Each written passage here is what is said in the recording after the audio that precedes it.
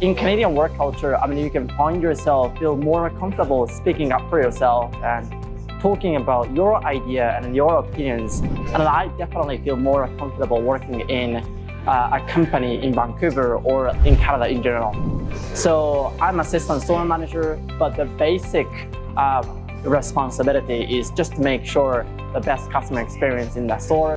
So the main part is customer communication or customer interactions, but there are some other things that have to be taken care of by management team, and I'm involved in the management tasks. Before I applied for any position after I arrived in Vancouver, I didn't know how to write my resume and cover letter, and I got to know how to prepare myself for a job application after I started taking my co-op program.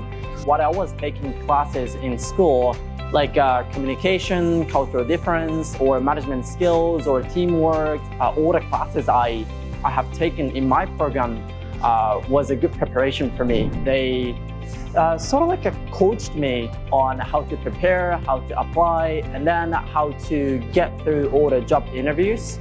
And that was super helpful and supportive throughout my career or like experience with my store, VanWest, and also the staff in VanWest has been really supportive to me.